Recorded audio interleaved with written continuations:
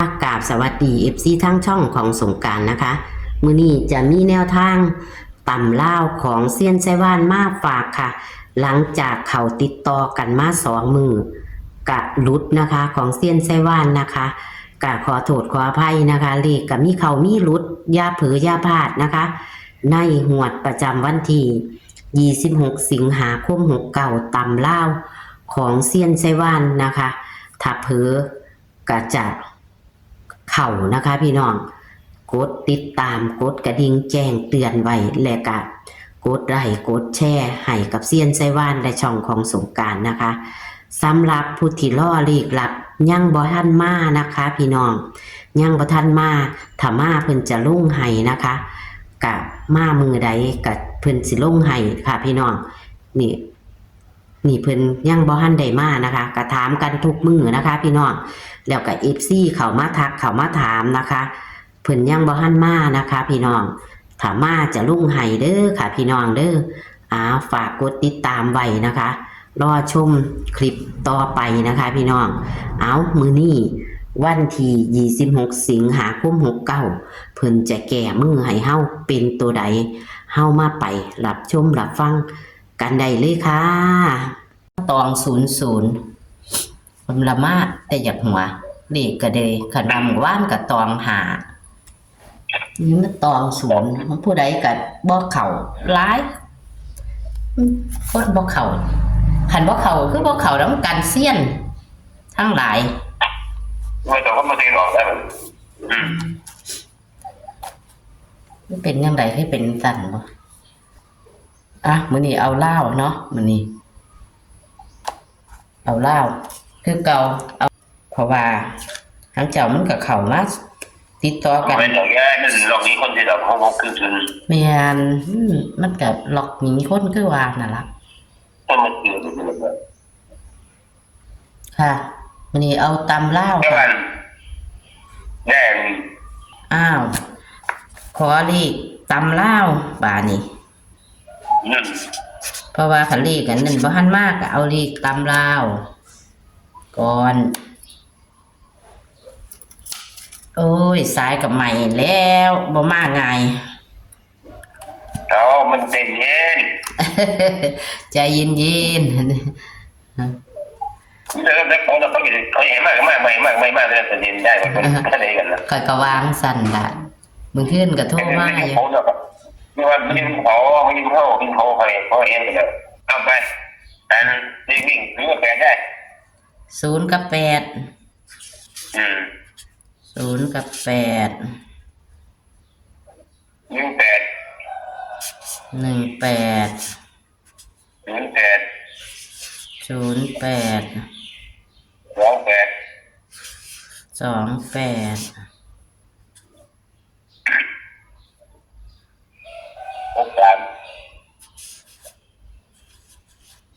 63 74 70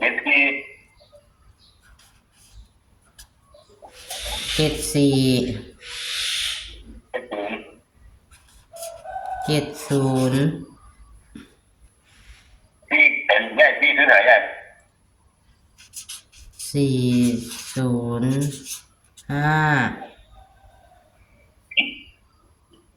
เป็นอะไรเนี่ยมันมีเงินเนี่ยจะเรียกเรา63คนที่ด้วย63 74 3 ตัวมีหางเดียวเหรอว่ามันจะตรงหน้าใหญ่ว่ามันคงหน้าเลยแต่ก็มาวันนี้ตีไม่ดีอะไรไม่ได้มันแรงมัน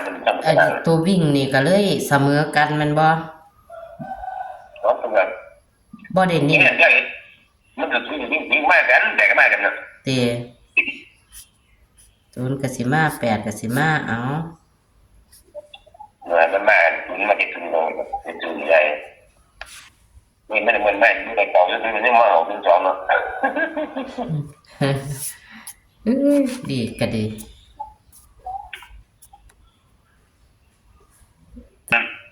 3 ตัวมาถึงใหญ่68เลย 678มาหนึ่งตัว อ่านเป็นของเด็กเล่านี่บอกเออ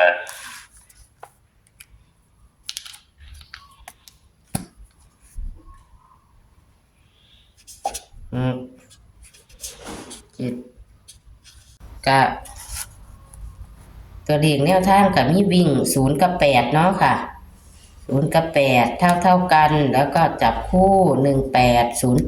28 63 74 70เน้นที่63กับ74เนาะค่ะครับแล้วก็ตัวเลข3ตัวหางเดียวเน้น405เลข6 7 8นี่มาตัวแม่นบ่ครับเอามาเป็นหลักร้อยหรือว่าเป็นหลักใดนี่นี่ติดอะไรพี่มันจะเรียกอะไรออกมาได้นะนะข้าเจ้าจับใส่กันยังไม่มีไม่มาเขาจะมาขึ้นนี่ใหญ่ไม่มาเขาจะมาอะไรกี่นี่มาเขาขึ้นค่ะแอบได้ไปตัวมันเป็นเลขตองเนาะมันขึ้นนี่ไหมก็ขอบคุณค่ะค่ะขอบคุณแนวทางค่ะสวัสดีค่ะ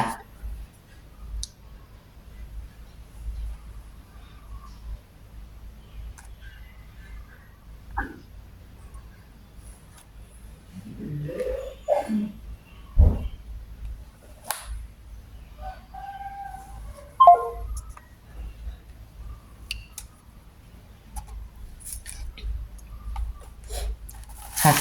ตัวเลขแนวทางของเซียนไซว่านเนาะค่ะสิมีเลขติดนำค่ะมื้อนี้เลขติดมี6มี7มี8แต่ว่าเมื่อคืนนี่บ่มาเพิ่นว่าซุมื้อมันจะมานะคะมันจะมาจับคู่กันมานะคะให้พี่น้องจับเอาเด้อพี่น้อง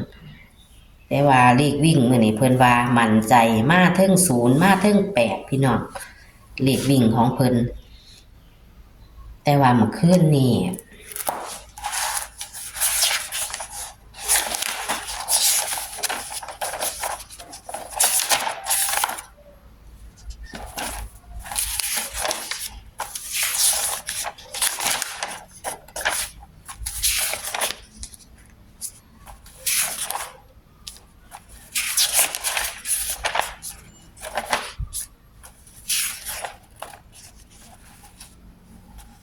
ขึ้นบ่เข่านะคะเลขเพิ่นบ่เข่าจักโตเล่มขึ้นเพราะว่าเลขมา6600เนาะพี่น้อง6600เลขเลยบ่เข่าเลขคนค่ะขนาด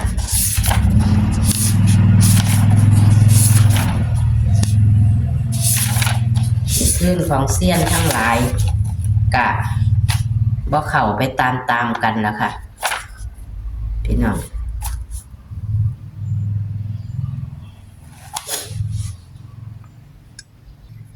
แต่ก็อย่าเผลออย่าพลาดนะคะอย่าเผลออย่าพลาดบ่เข้ามือนึงก็อาจจะมาเข้านะคะตัวเลขแนวทางของเซียนไส้ว่านเด้อค่ะพี่น้องวิ่ง0กับ8นะคะจับคู่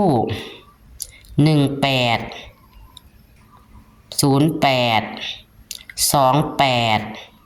63 74 70เน้นที่63และ74นะคะส่วนเลข3ตัว405ตัวเดียวค่ะพี่น้อง405ตัวเดียวเลขติดเพิ่นย่านมันมาอีกเพราะว่าซุมือมันจะมาแต่มีมื้อคืนนี่บ่มามี6 7 8นะคะพี่น้องจับไตเอาเด้อพี่น้องแนมเบิ่งว่ามื้อนี้จะมาบ่ค่ะค่ะโชคมันนะคะกับเซียนไส้ว่านนะคะต่ำลาววันที่26สิงหาคม69วันพุธนี้นะคะกะมีเสียงสัมผัสนิดๆน้อยๆเด้อค่ะพี่น้องจากเซียนไส้ว่านนะคะแต่ว่า ตัวเลขแนวทางของหลับเพื่อนให้มาหรือว่าเลขลับแม่บ้านยังบ่ทันมาเด้อพี่น้องเด้อรอสักวันเด้อค่ะขอขอบคุณทุกการรับชมนะคะกดไลค์กดแชร์ให้กับเซียนไซว่านและช่องของสงกรานต์ในเด้อค่ะพี่น้องเป็นกำลังใจให้กันนะคะคลิปนี้ก็เอาไว้ซ้ำนี้ค่ะเจอกันคลิปหน้าค่ะสวัสดีค่ะ